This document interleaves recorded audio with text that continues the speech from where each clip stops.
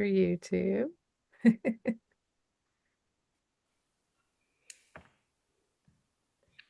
There it goes.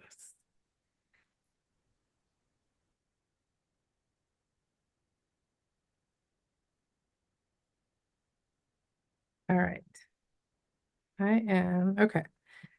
Good evening, everyone. Sorry about that. All the YouTube interface. This is weird. So we're just figuring this out. This is our guinea pig night. This is Christy from Vintage Books in Vancouver, Washington. We are switching tonight from our weekly format to our monthly format. So we've got a lot of people here to chat tonight. We're very excited to talk to them. But bear with us if we have a little bit of technical ups and downs because I'm seeing that the YouTube has a new interface and there's a couple other new things on Zoom too since we streamed last in November. So thank you for joining us. Thank you to all the participants for joining us tonight. We're going to talk about Even Cozier Cosmic, which is an anthology of cozy cosmic horror. Mark Teppo is here. He is one of the editors, and I'm going to start off with him tonight. And then we'll have in a minute, later on, we'll have each person introduce themselves and talk about their work. So everybody will get a chance. You'll get a chance to meet everybody, but I'm going to start with Mark. I am so curious what were the seeds of this idea in the first place? Now, I should mention that this is the second anthology. The first one is I think called, yeah, the Cozy Cosmic. So obviously the first seeds of this idea are a while back since the first one came out a little bit, but what on earth made you think of putting cozy and cosmic horror together? Well, one of the things we always say, and this is bookstore talk, so you'll understand this. When we talk about cozy fiction, cozy mysteries, Yeah. we always say that the difference between a cozy mystery and a regular mystery is that the murder happened in the other room, right? Yes. And Yeah. and people seem to understand that. And so in that sense, it it was sort of a weird synchronicity when we talk about cosmic horror. It's always the unknowable. It's the unknown. It's that grand thing that you can't even fathom. And so in that sense, it is cozy because it's kind of in the other room. And that was a sort of the silly sort of standing around the kitchen talking about nothing. And we suddenly went like, well, we could put this peanut butter chocolate thing together and it feels like it should mesh. Yeah. Um, and so we did. And I think that is actually more than I've said about what it means to me than I've ever told anybody. So there you go. Because Well, thank you. I appreciate yeah, I that. wanted everybody to bring sort of their own definition and understanding of what that is to the project as well. So, Well, and I am just going to start up in what is my upper right corner with you, Paul. If you could talk about, I don't know if you have a story in just the second one or also the first one, but whenever you were approached about or saw like a call for stories or whatever, what drew you to the idea of cosmic horror and how did you kind of think about meshing the two of those things in your work? Well, oh, can you guys hear me okay? Yeah, and I should say, go ahead and introduce yourself too, just Okay, so well, yeah, everybody. I'm Paul Jessup. I've been writing primarily horror, but also some science fiction and fantasy for about like close to 27 years now. A lot of it in professional magazines, things like that. So it's been kind of a wild ride with quite a lot of books under my belt, especially the last 2 years or so through Underland. Hi, Mark. And yeah, so it's been a wild ride. And yeah, I've had a story in both the first cozy cosmic horror and then the second even cozier cosmic. And funnily enough, I actually wrote the second short story that got published in the second one right after I wrote the first one. Because when I saw that as there's this call going on, stuff like that, I'm like, oh, that's kind of cool. I want to be in that. And so like I wrote the first story, and then right after I wrote the second story, so I'm like, all right, if he doesn't like this one, hopefully he'll like the second one. And so chance was he got both of them, so which is great. Um, yeah, when it comes to the idea of like cozy cosmic horror or just cozy horror in general, I like how horror can be cozy. I noticed that because horror has become more like pretty much ever since the 80s and 90s, it's leaned more towards like splatterpunk, extreme horror. There's there's more and more people now trying to move away from that, but that was the predominant horror, especially in visual horror, which does influence like, prose and stuff like that for the longest time. And so I noticed that what a lot of people are calling cozy horror is actually older horror, like more classic horror, like um, especially M.R. James, Mackin, all these people I loved growing up. I read the short story collections a lot. So I wanted to tap into that same kind of how their approach to it, because that's what people seem to be calling cozy now.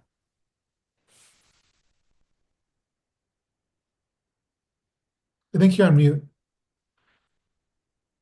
Oh, I think you're muted still. Sorry, I'm very bad at that. I'm like, oh, I'm gonna mute to be polite, and then I forget to unmute. Um, you touched on something that I was thinking about leading up to the interview, which is as an 80s kid, I think of horror as like slasher horror because that was the only thing that I was ever exposed to. So the idea for me of cozy cosmic horror was like, how can that even be a thing? But as I've ventured out into the genre a little bit, I've realized, oh, I actually, because I always thought, oh no, I would never get a horror book because I don't like horror. But I'm discovering that maybe I actually do. Maybe I was just reading the wrong or looking at the wrong thing to define that. So it's interesting that you brought that up. Margot, would you like to go next? Yeah, sure.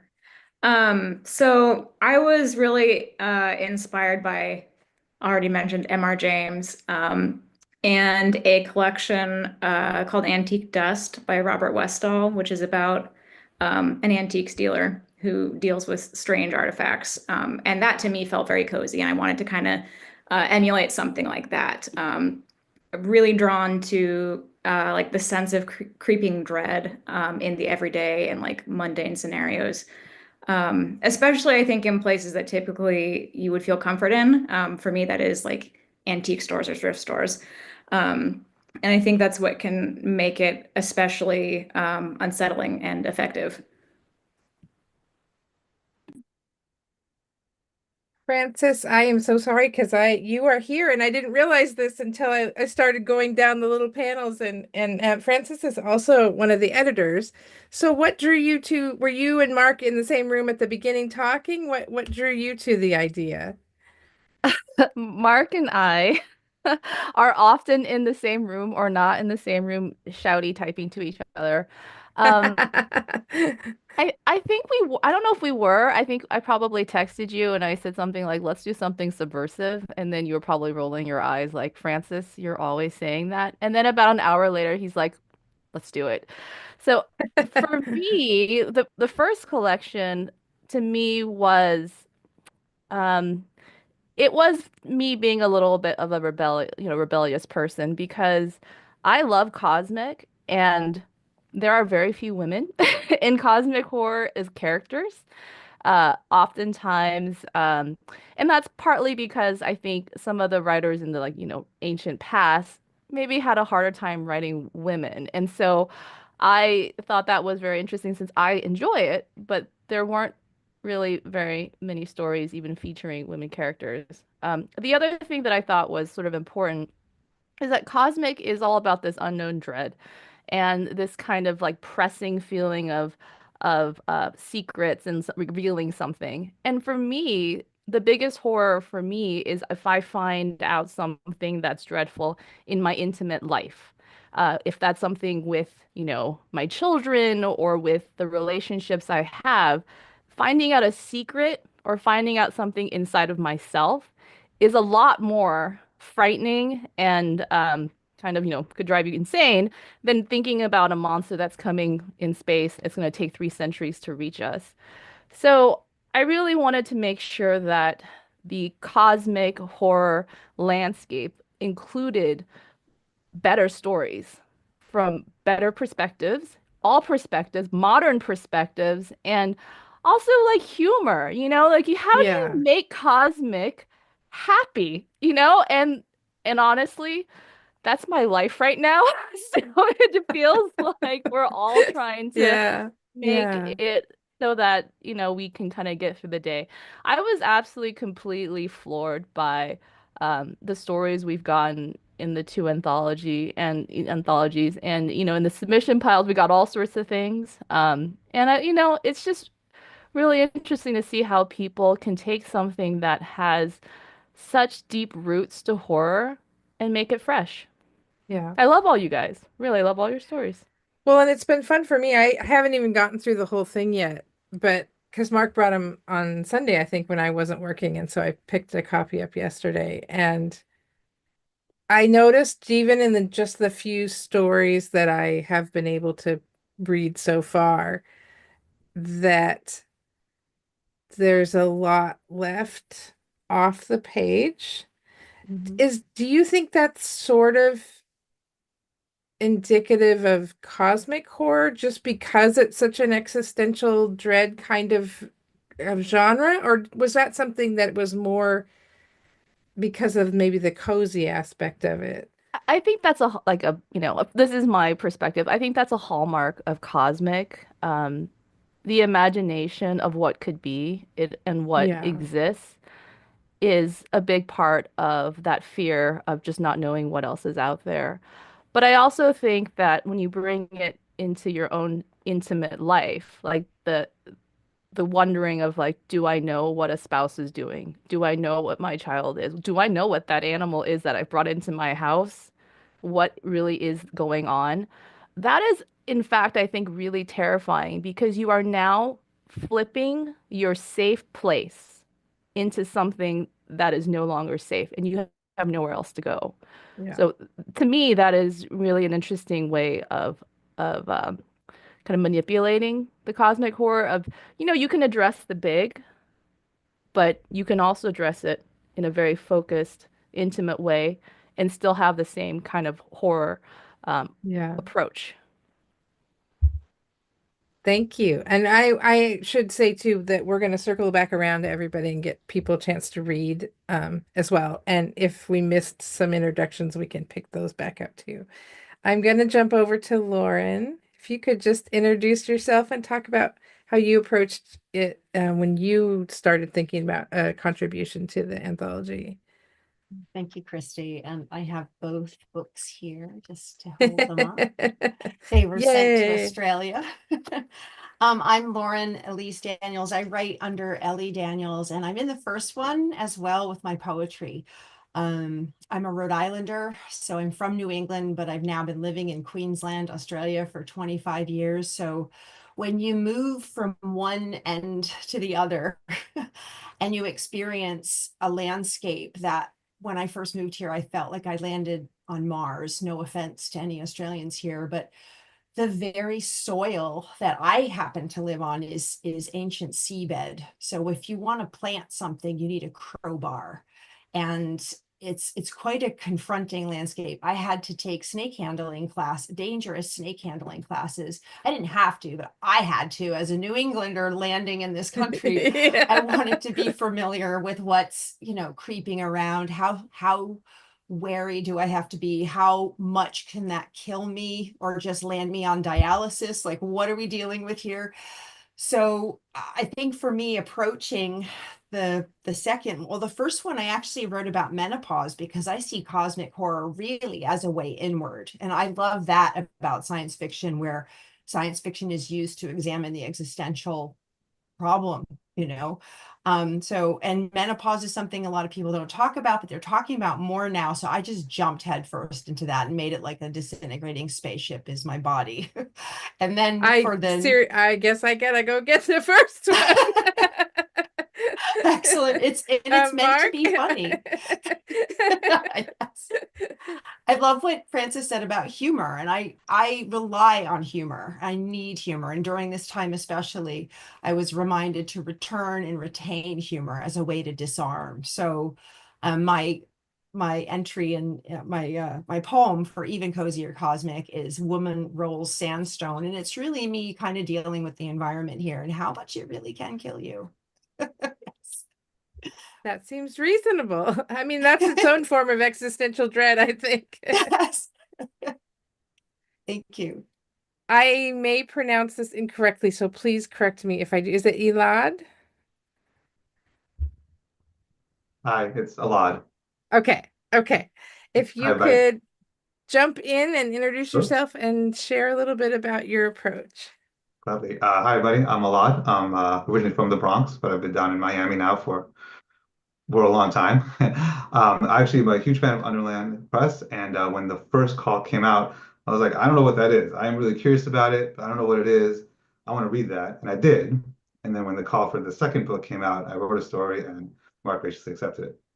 I was thinking earlier about the difference between the cosmic horror and cozy cosmic horror, and I wrote something down. So, for me, the big difference between cosmic horror and cozy cosmic horror is that in horror usually have the protagonist fleeing or fighting the demons, but cozy horror finds them looking for community and understanding with the demons, or a kind of resignment to it, like not lay down your arms and die, but come here, little demons, let's talk and cry together.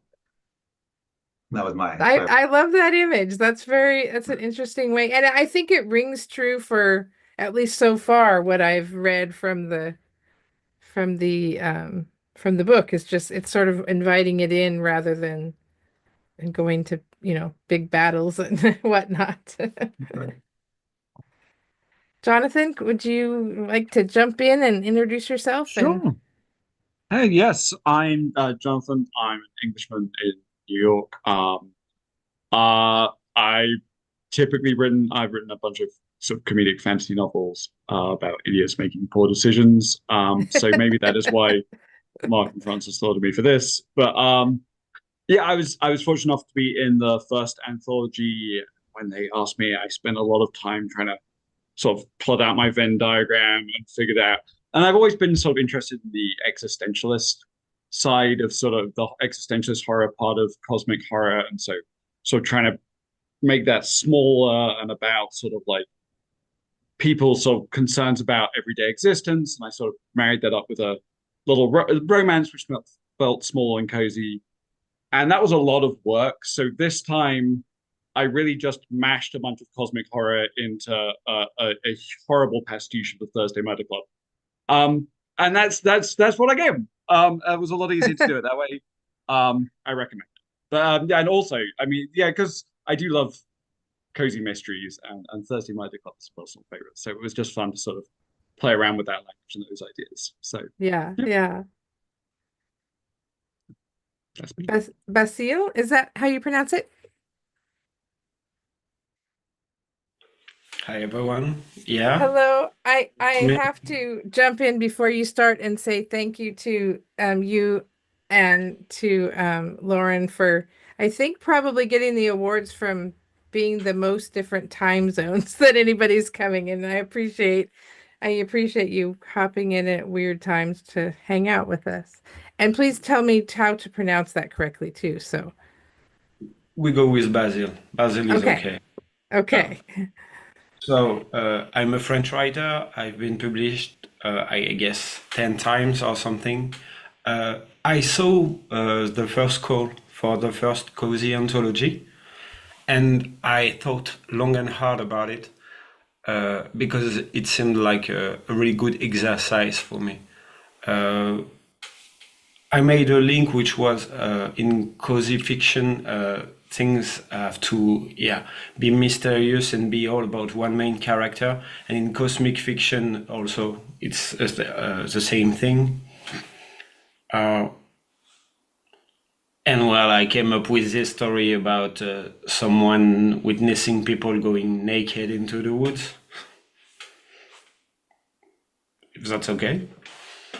Yeah, no, that was one of the ones that I read last night, and I just thought, yeah, no, it was just getting my head around like cozy and cosmic, and it's something that I still don't know if I could put words around, but just by reading everybody's different contributions, you kind of build a picture of what that might be.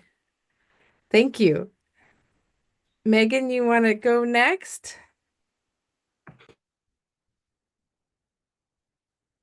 Yeah, I have a little introduction here written for myself. So I'm Megan. I have a novella coming out, 100,000 Lives After Death. It's coming out later this year, which feels very cozy horror. In fact, when I saw the first call for cozy horror, I was like, well, that's everything that I write. I'd been describing my own writing as that for a very long time. So it was kind of cool to see an anthology that was looking specifically for that.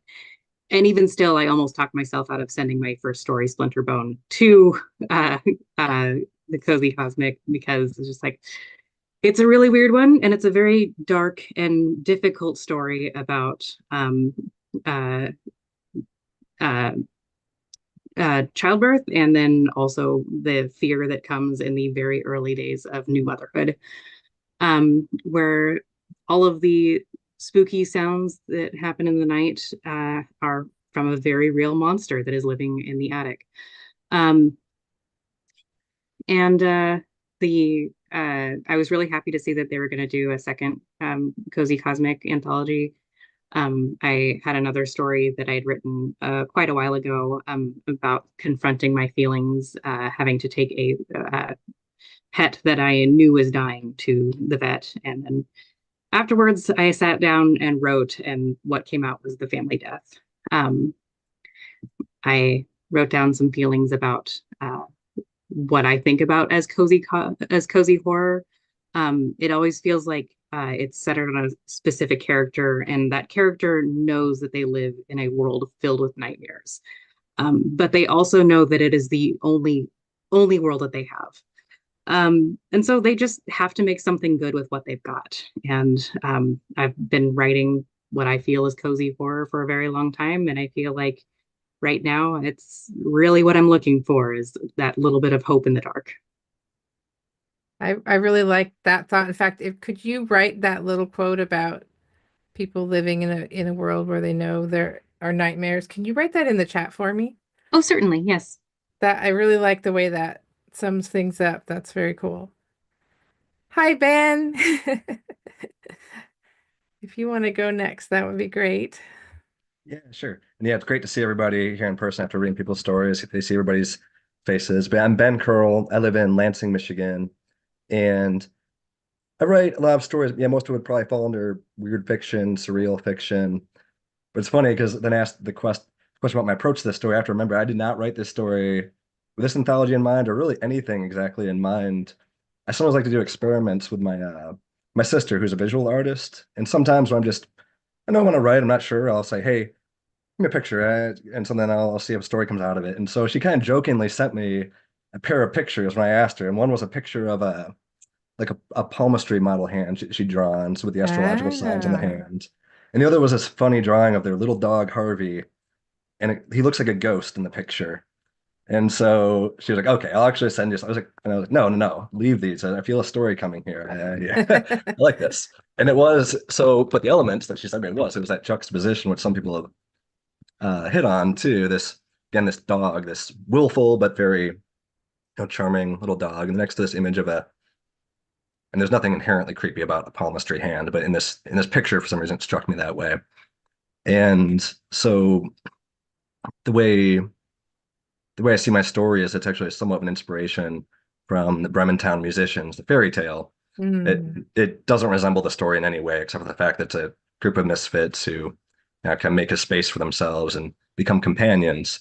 But I think that fairy tales often have that element too of elements you might say cozy beside elements of horror. So definitely like some people have hit on. It's an old tradition. It's not like it's necessarily a new invention too. I think that's a lot of the appeal. It's now the fairy tales that you in between the extreme horrors and the little touches of friendship and love and talking animals at times. So I do think that often that like in that juxtaposition of the images, for me, the images my sister sent me is also what I like, with cozy horror. It's to have facing these kind of unknown, ominous presences, but at the same time seeking some kind of companionship or comfort about whoever it is around you. In the case of my story, it's a strange dog that might teleport and a severed hand that appears in the woods, and those become the friends. And so I also like taking that element of something that seems like it's going to be the horror element initially, this hand that's floating by the window, and it turns out that's actually one of the friends. So anyways, after I'd written the story, I kind of sat and I was like, well, I don't know what I'm doing with this thing now. And then, but Yeah. I'd been published once that I underlined. I saw the call and I thought, oh, here we go. This is the home. This is where this story was meant to be. Yeah. Yeah. Instead, it worked out. I think it's interesting that you bring up fairy tales because I think in the age of Disney where everything kind of gets watered down a little bit or a lot bit, that we forget how many horror elements there are actually in a lot of the older oral traditions and fairy tales, folk tales, and all that kind of stuff. In some ways, the stories in this read a little bit like more folk tales or fairy tales, and so I love that. I love that comparison. Simone, how about I love your background, by the way. Thank you. Yeah, I'm Simone Cooper. I've write fantasy and horror and thriller. My short stories have been in both of the Cozy Cosmic anthologies. And I think before thinking about putting cozy and cosmic horror together, my horror was really leaning towards Ray Bradbury, Zena Henderson. H.P. Lovecraft was read out loud to me when I was probably 6 or 7 years old. So, and I know Ben is a Midwest person, but their WGN used to run creature features, which was horror movies. And that was the only time I could stay up after 7 p.m. because my mom was a single mom, and put the kids to bed early was very important for her. But one night a week I could watch horror movies. So it's kind of in my blood. But what I think about horror, some people have talked about how it connects to kind of the plot or what the action is. To me, the horror is who is the main character? Like, what's the difference between a horror book and a thriller or a mystery? And when the main character is in a position of not having at hand a way, at least not at the beginning, to fight, and they are in this position of essentially being the victim, then that is a horror novel to me, or a horror book. And if, on the other hand, the person is, gaining resources and they are equipped to fight the horror, the monster or the antagonist, then that's thriller and mystery.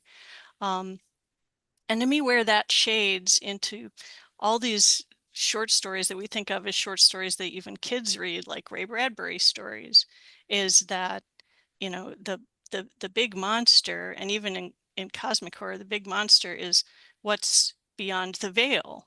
And we all face the veil of mortality, right? So not to be a downer, but that's the big thing. So any story that can address where we put ourselves in position to that coming veil can be a horror story.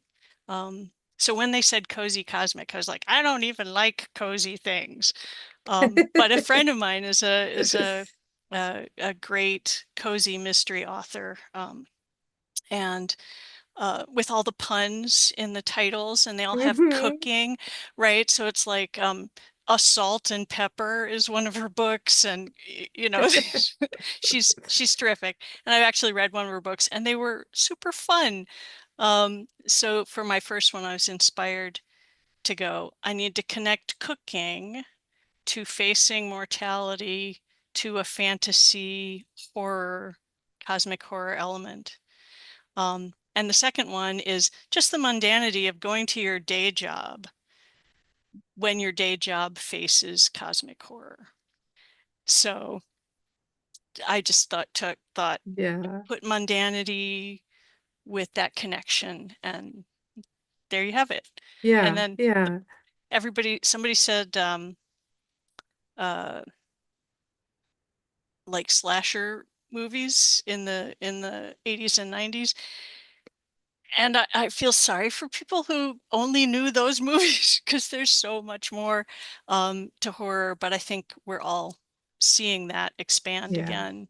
Was a good point to make. I was actually reintroduced to horror, or not reintroduced, well, reintroduced, because for me, horror was the slasher movies of the 80s that all my friends were watching, and I was like, oh, heck no. Nope. And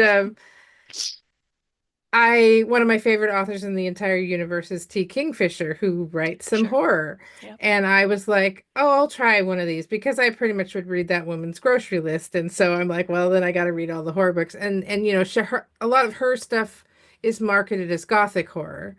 Right. And I love them. And I thought, oh, well, maybe I do like horror. I just don't like certain kinds of horror or whatever. And so that was kind of my into horror, and now I'm realizing, oh, I actually do like a lot of it. There's just certain ones. As long as it's not an 80s movie script, I probably will like it.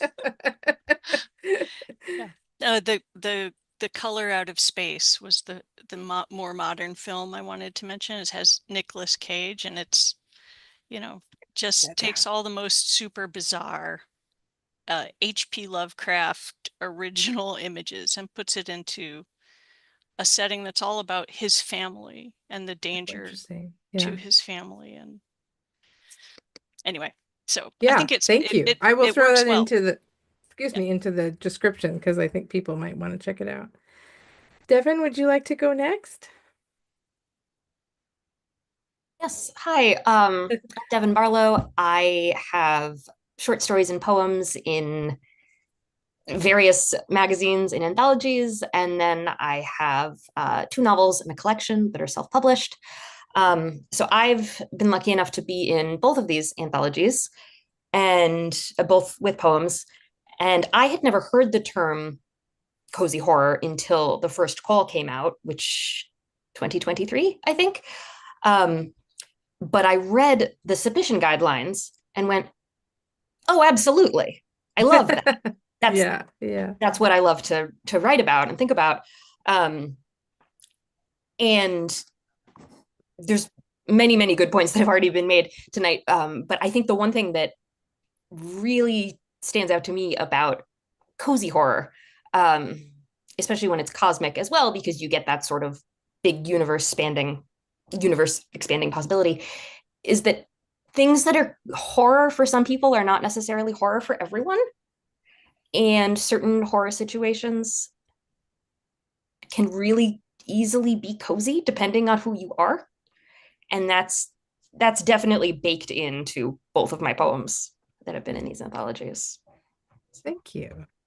So I know when I emailed Mark, I asked if you all would like to read a passage. So we have plenty of time. If you know, we keep it to a couple, 3-4 minutes each. So I don't know if everybody brought stuff they want to read. If you didn't, it's totally fine. No, there's no pressure, but it would be fun to hear little bits of each of them so people can kind of go, oh, hey, yeah, I do want to pick that up. So let's see. Let's go. I'm going to jump around. Jonathan, would you like to go first? If you have anything? Sure. Yeah. Yay. I was not expecting to go first, so give me a moment. Sorry about that. No, so put you on the spot. No. Why I showed up. So no, it's so the story, Eric has recently moved into a retirement village, and his neighbor Joseph has recently passed away. And there are rumors that runes were carved into the bodies. So he and his 2 new friends, Julia and Michael, are investigating the murder, and they've just acquired some keys from the dead man's girlfriend. Jonathan? Yep. Tell us the title of this thing. Oh, yes. Thank you. Yeah. Thank you, Mark. That's a good idea. Yeah. So someone mentioned puns earlier. This one is called Elder Bods. So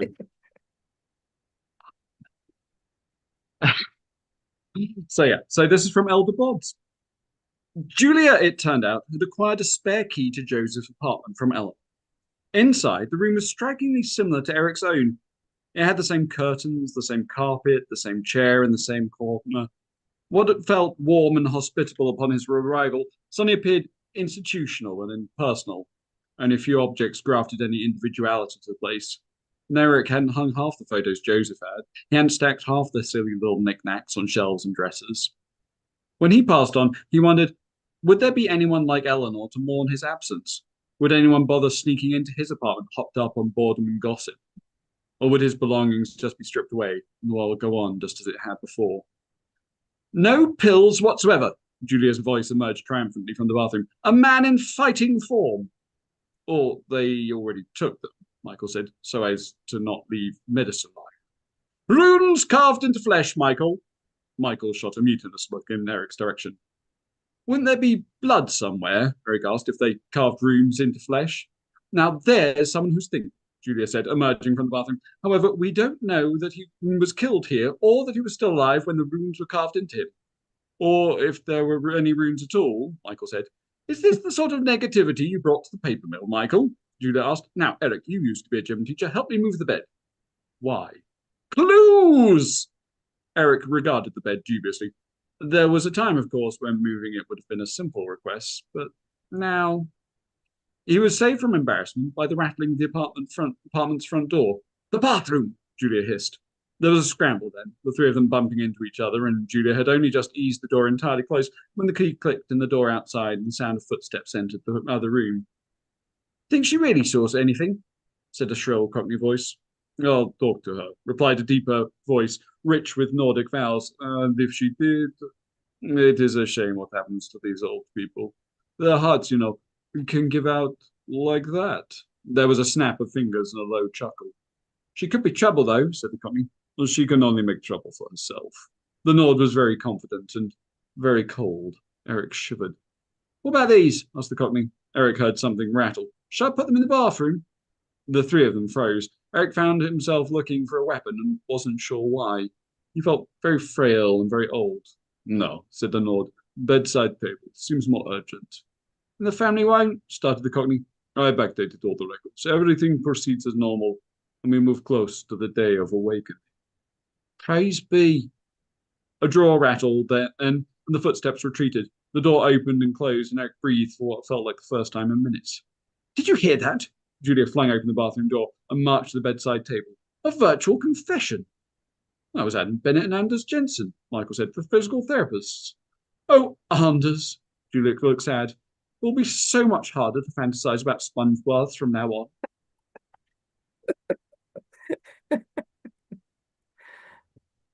Yay. Thank you.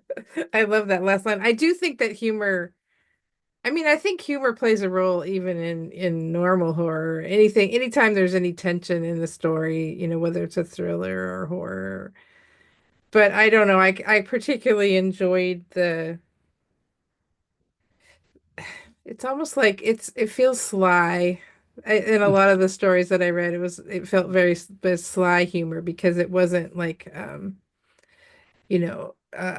can't think of the word that I'm thinking of, but it's not irreverent, or maybe irreverent too, but it's not like slapsticky is what I was trying to think of. It's not slapsticky, it's kind of wink wink, kind of sideways humor, which I really enjoyed. There's no water balloons to the crotch here. Yes, exactly. Would somebody like to go next? Let everybody. Is it easier if yeah, go ahead, Paul. I was gonna say, is it easier if I call on people and make it less awkward? Nah, I'm an egomaniac. I want to read next. I want to show John up with my story. Or actually seems subpar to his, whichever. Yeah, so mine is called Tim and Tam Go to the Library, and it's actually highly influenced by Aikman, especially short stories in Cold Hand in Mind, as well as like Arthur Machen and like M.R. James and all those old greats, so to speak. But also a little bit of Kelly Link in there too. So here it goes. Tim and Tam go to the library.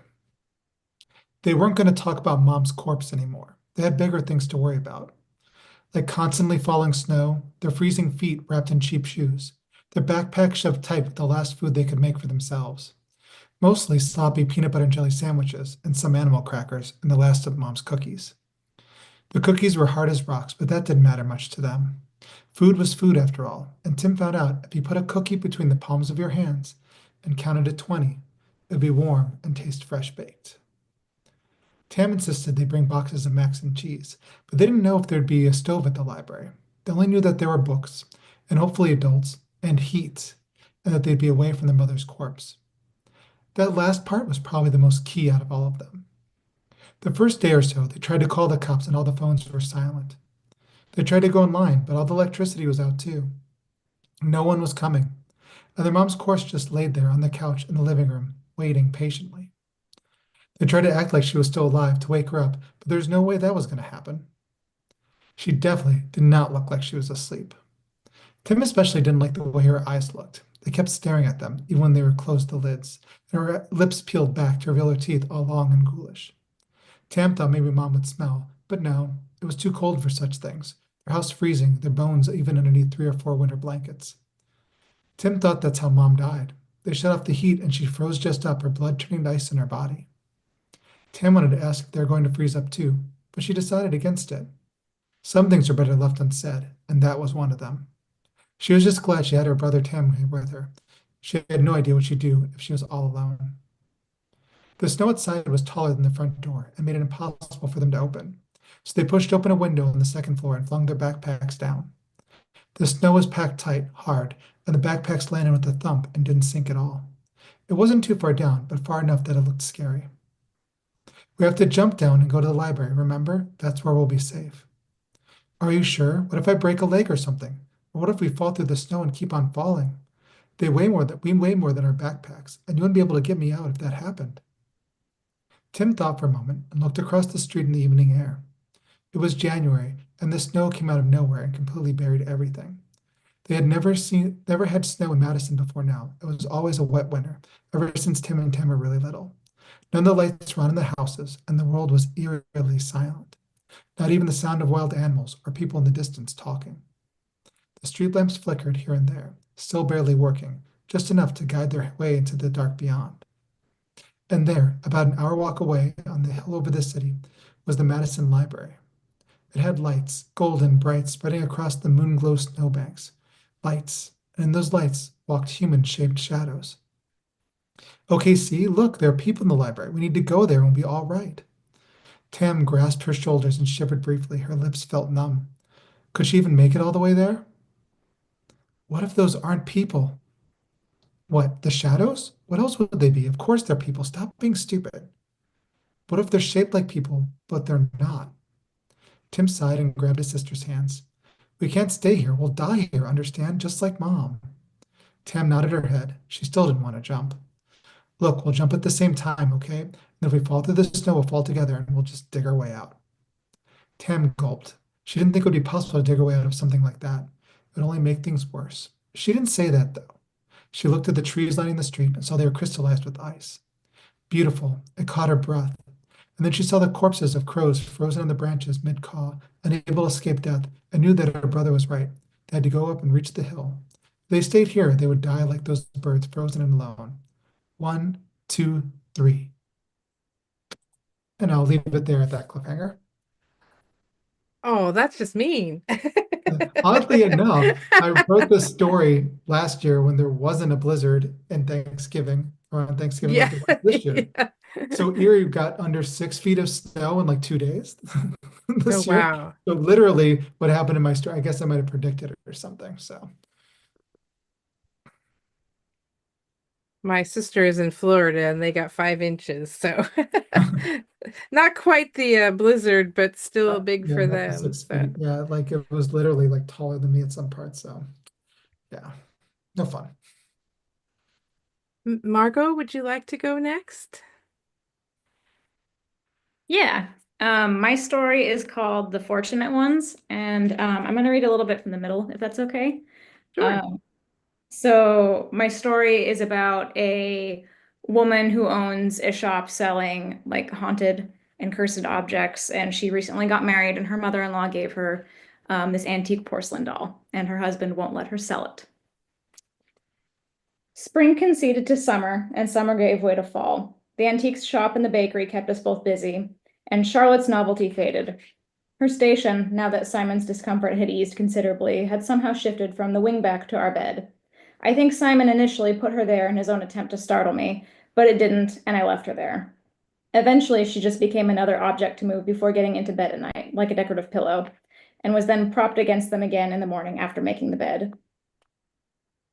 In October, I began waking in the night to strange sounds. That metallic rapping again, tentative, halting, before becoming more persistent and percussive. I would lie in bed, Simon a slumbering boulder beside me, as the ringing pulled me from sleep to wakefulness. It was so reverberant that I couldn't determine where exactly it was coming from. It seemed to encompass the entire bedroom, and after a few nights when Simon hadn't woken from it, I tried unsuccessfully to convince myself it was nothing but an annoying and persistent bout of tinnitus. Resonant like a singing bowl, the sound haunted my dreams and occupied my waking thoughts. Most nights I would return to our apartment above the shop and have the uncanny feeling that I'd just missed something, a sound or a presence whose vibrations lingered in the air despite no audible proof. Simon would come up shortly after, and I'd search for signs, anything subtle in his facial features, that he'd felt or sensed something too, but I never noticed anything beyond the usual end-of-day weariness and a dusting of flour across his brow. The cats became more agitated during this time. Restless and needy, their dark forms paced from room to room, pawed at my legs, endlessly yowled into the night. Not even a can of sardines could calm them. Simon speculated that it was reactionary. Possibly the boys had seen a strange cat lurking about in the street, but I couldn't shake the suspicion that their sharp feline instincts were picking up a stronger frequency, something I wasn't privy to. My customers began commenting on how tired I looked. Simon insisted I needed a vacation. I insisted I just needed more coffee and better sleep, perhaps a fresh donut from the bakery. But none of these things were true, of course, and no matter how many jelly-filled donuts Simon brought me, I remained just as tired and paranoid. I often crept into the apartment during the lulls in my workday, hoping to catch something. I didn't know what, only that I felt like the one friend who never understands the punchline to an obvious joke. And I'll leave it there. You'll have to read more to find out what's making the noises. I should put a little plug in that we have copies at the store. So if we're piquing your interest, you can pick them up. Francis, would you like to go next? Since I edited, I did not put a story Oh, in there, okay. so yeah. No, that's okay. I wasn't sure.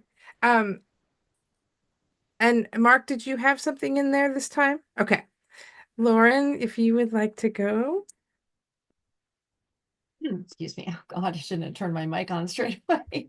Thank you, Christy. You're welcome. I've just been just enjoying everybody's stories so much. So I'll be reading a poem here called Woman Rolls Sandstone. And just as a little bit of a backdrop for this, as someone who lives in Australia, I am fascinated with the geology of the place and how epochs just create this landscape, and the idea of being on a seabed and unearthing stones that are incredibly beautiful, sometimes with fossils in them, but this packed, striated, pastel colored, earthy sandstone really fascinates me. And in honor of cosmic horror, I wondered what if for once I was the monster.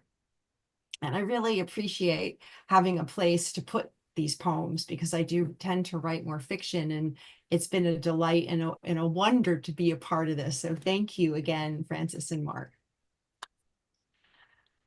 Woman Rolls Sandstone. 700 million years old, you are proof of epochs. Against my devolving crawl along lawn and gravel in orthotics, you turn one side at a time. Pushed by this middle-aged spine, nothing but mountains had spines when you were formed. Evolution's fingers barely avoid pinning as we heave sandy pink and tan strata of quartz, calcite, feldspar compacted by Precambrian forces. Now seated in a sunny garden, you gaze like the face of a penultimate clock and melt slowly in the rain.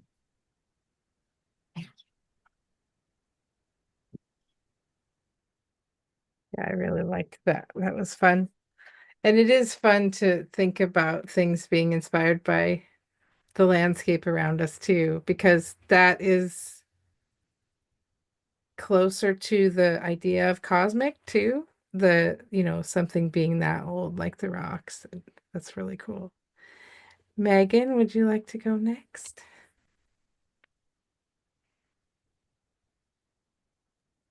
Yes. Have my book here. The story is called The Family Death, and I'm just going to read from the beginning for about 3 minutes. We were a young family, my husband, our cat, and me. Our death was young and inexperienced. She was only there to usher away crinkle-legged spiders from the closet, dusty moths from the threshold of our doors, and the ants we crushed beneath our thumbs before they could lead their fellows to our cupboards. I saw her often out of the corner of my eye, flitting their spirits away and tidying the house of their ghosts. I told my mother, knowing she would be so proud, that I'd moved out and established myself well enough to have a death of my own. I told her it was a kind death, with a face like the grandmother I only knew in pictures, high cheekbones and cat-eye glasses, and that meticulous pile of blonde curls on her head that must have taken hours to pin in place. She looks like your grandmother Edith? She asked. And my face grew hot. Perhaps it wasn't so kind then, to bring up the mother she lost when she was still in college. But she put on a smile after a long deliberation and patted my shoulder. Do you want to hear something stupid? She asked. It was the start of an old routine, the question she'd always ask if I wanted a dumb little joke to lighten the mood. I nodded because I always did. It was my role in the routine. She was a generally happy person, but when she was mad, your grandmother had a scowl that could scare death to death. I hugged her, and as we pulled away, she urged me not to look at it straight on, to let our death busy about her work unbothered, and never invite her near. But I needed our death. The cat was sick. He had been for months, and she was nowhere to be found. So I sought her at the vet. A sign in the paper, and it seemed so small. A single page, a paragraph I could hardly read, a name and a date. It seemed that invoking death should require more words. A grimoire and robes and chanting that would bring her to me. But words meant nothing to death. It was the drugs that forced her to me. The cat and I were alone in the exam room when she walked in through the wall. Her skull was bare and smiling. Her skeletal body was cloaked in a black shroud. I put myself between her and my cat because she did not deserve to see him after she left him suffering for weeks. He was laying on a towel in the center of a metal table. His breath was labored, rattling, and he did not stir at the sight of her. You're late, I said. That's all.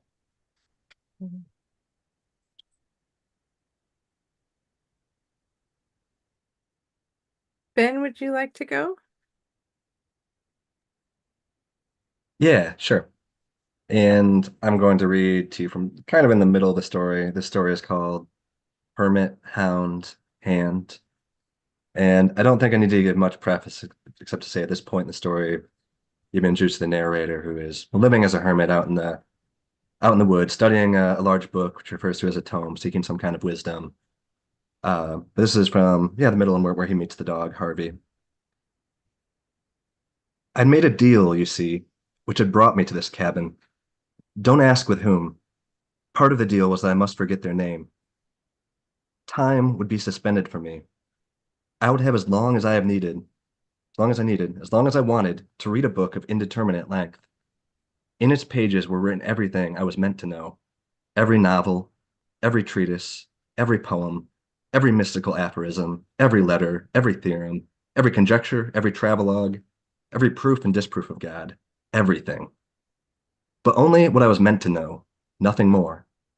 I couldn't skip anything. As long as I read it all, I would know what to say. I'd also know what to do and how to live. In exchange, I must forget the deal maker's name. Second condition, After reading everything I was meant to read, I must tell what it is I'm meant to tell. There is, of course, a penalty if I don't fulfill my end of the bargain. Out in the woods, I found a small dog, or she found me. I can never say which is more true.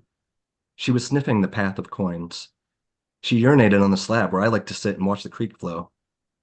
When she saw me, she twisted her ears, which ended in expressive wisps. We walked toward each other, curious and cautious. When I crouched and reached out my hand, she leapt with her forepaws onto my thighs and licked my cheek. I led her back to the cabin, neglecting the tome the rest of the day. On her aged collar dangled an engraved tag. Harvey.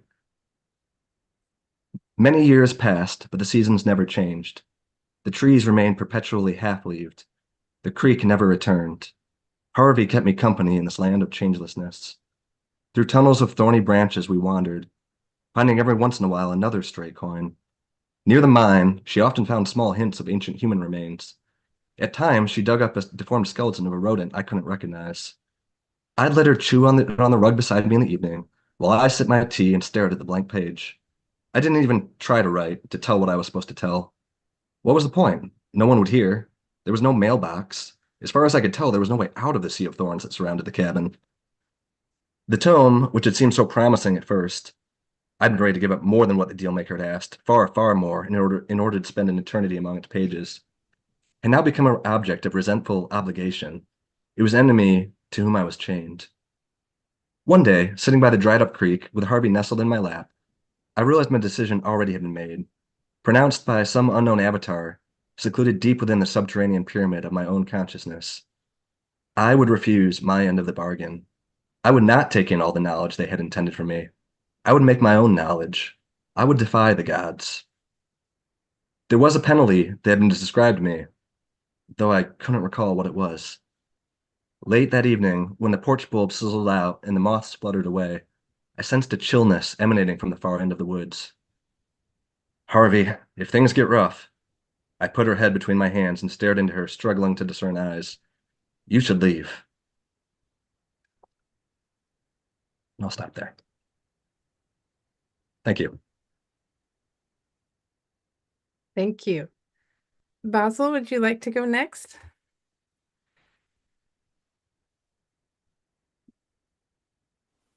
Okay, hi back. So, my story is called They Get Down on All Fours. The first time Susan saw the naked woman, she was standing still by the first story window, waiting for Derek to come back home. She thought, no, she knew he was with some other girl, and the intangible guilt that weighed upon her collar seemed heavier. It was dark outside, yet the 30-year-old something clearly discerned the pale stain of a body crawling on all fours. No, slithering among the dried branches and dark weeds. Susan didn't know it was a woman at first, and it would be a light pretend her worries didn't suddenly vanish, replaced by the angst one gets gripped with when cornered. Except she wasn't in some back alley.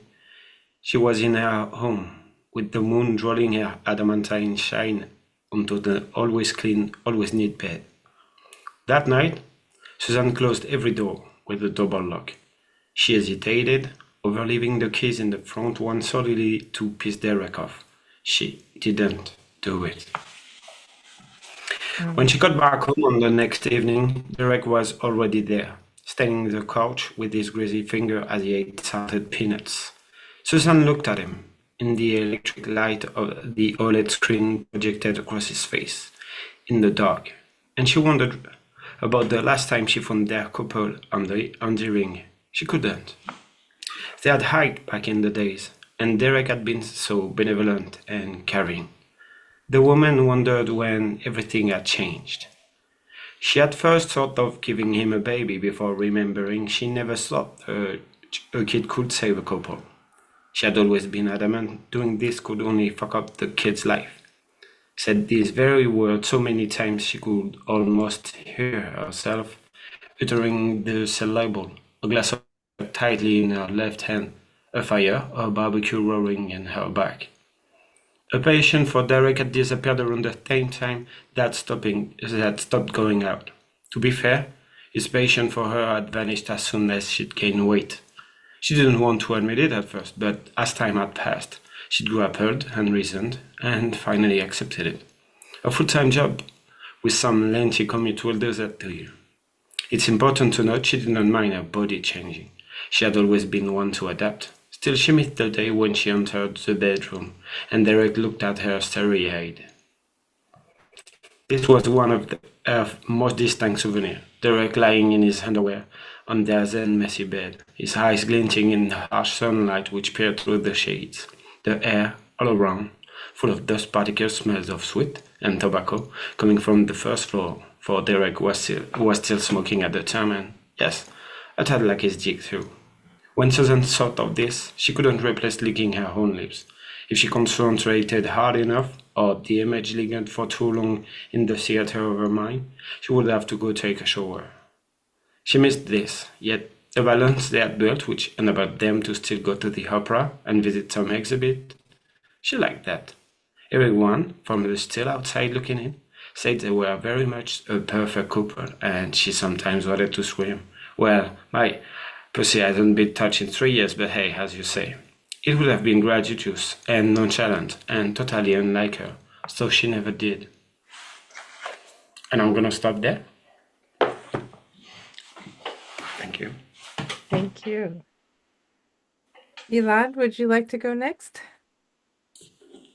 Sure. So my story is called End of Line, and I'm a dad who lives in Florida. So I've spent a lot of time in line at a certain park. So that's the setting for this. The interior of the building has the kind of Mad Men aesthetic that was popular a half-century ago. Every inch of wall is adorned with moving parts in bright colors. The ride itself is on these large boats with church pew seating. The water below the boats is a disconcerting shade of black. The whole thing is weird, but like I said, my kid likes it. We wait near the gates, almost our turn. Excited, buddy? I ask him like I always do. Yep, is the reply. As we load into the church boats, I can hear the faint twangs of the ride's signature theme music wafting out of the dark tunnel ahead. I paint a grin on my face.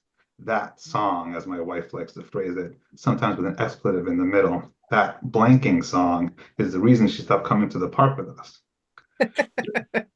It doesn't really bother me. Yeah, it's repetitive and kind of annoying, but music never seems to linger in my head like it does for others. I like music, sure, but it's not that important to me. I can quickly forget whatever gets stuck in other people's heads. Brody is smiling as the boat glides forward. I always look for something new. As the boat crawls into the first cavernous space and the blanking song repeats like a mantra, there's a cornucopia of visual stimuli. Automatons with limited movements and static expressions. It's a symphony for the eyes, and I always do find something new. Some unique angle or a different perspective based on boat position. It's like a game that way, a spot the difference style puzzle. Did that clown always have a frown? How many hula dancers are usually there? As we snake around this space, I notice the hairs in the back of my neck rising a bit. Something is funky in me.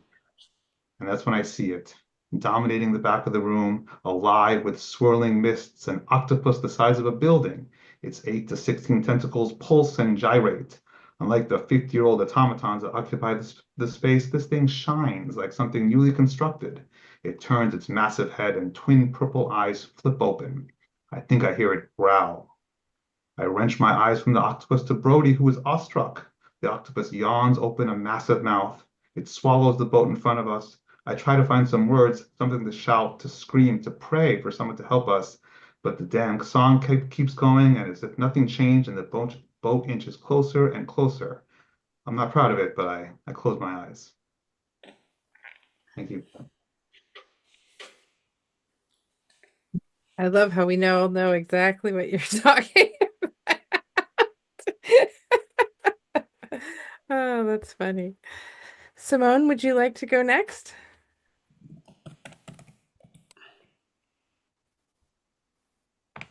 Sure. I wasn't sure if we would be talking a lot more about the cozy horror topic, so I brought 2 really short snippets. Oh, lovely. That's just fine. Great. And the first one I'll read is from Palmimpsets, which is my story in Even Cozier Cosmic. And I'll read just from the very beginning because I felt that it touches on the idea of, every workplace needs safety precautions. And this one is among them. Okay. Clean as a scalpel, fresh from the autoclave. Clean as a laser. Clean as the whistle of a willow switch descending. That's how clean this patch of wallpaper must be before I can peel it back and get to work on the next layer, scrubbing away yet another madman's attempt to summon an eldritch doorway. Given the age of this house, there's probably another layer beneath that. I've been working this site, the up topmost room of an abandoned Chicago row house, for almost a week, the longest assignment I've been on in 6 years with the company. As of this morning, I'd cleaned and removed 3 layers of wallpaper, each fraught with desperate scribbled drawings. It's tedious, detail work involving math and fumes and a lot of elbow grease. Yet I must do it carefully, mindfully, always attentive. Never uncover all of any one drawing at once. If you do stumble on a complete drawing, such as upon first discovery, never look at the design in full. We wear special glasses with strategic squares blacked out across the lenses. The first time you wear the glasses in the field, the company warned us, you'll want to claw them off your face.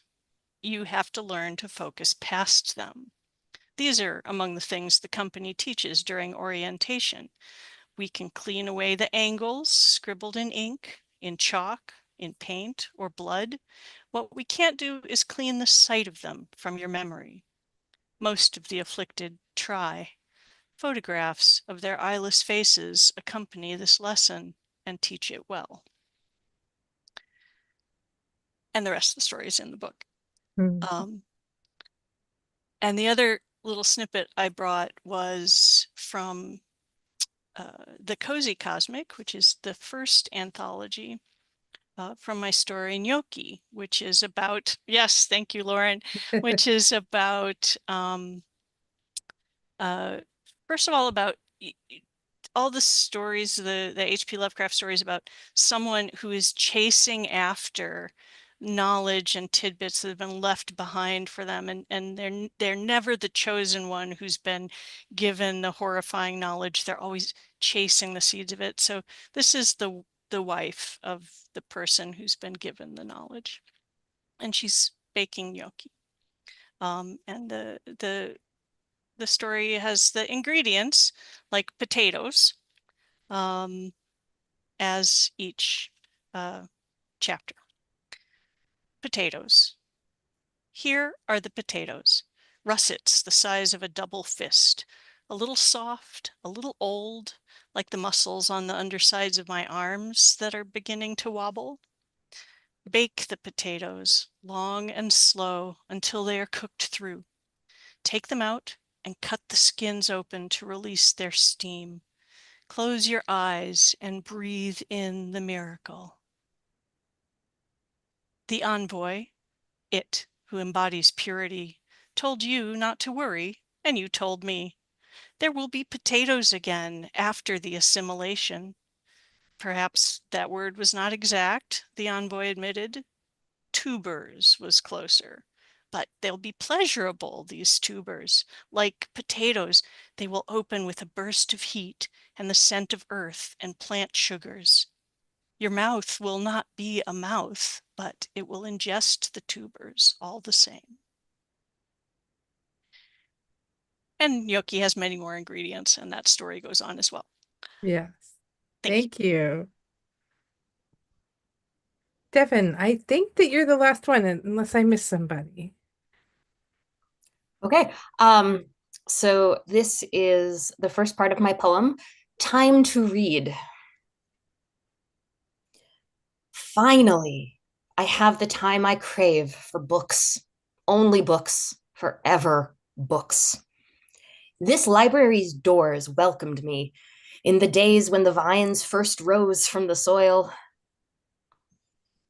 devouring all other greenery, quickly becoming all-encompassing, umbrageous canopies, rolling, rumbling, rattling as prey digests. Whoever established this voluminous sanctum, long vanished, likely vine victuals, left behind cupboards stocked with essentials.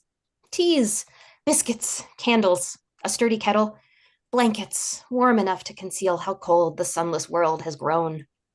There are more books than I could read in an eternity, though I do my utmost. While reading tales of battle, bravery, badinage, I noticed the vines had made their way inside, found a minuscule crack in an exterior wall. Now, they twine around the once living wood of bookcases, impress their patterns against wallpaper of ultramarine fleur-de-lis. The vines themselves are opaline ebony, their leaves citrus, bedizened with gleaming silver eyes that move to watch me as I go from shelf to cozy chair to shelf again.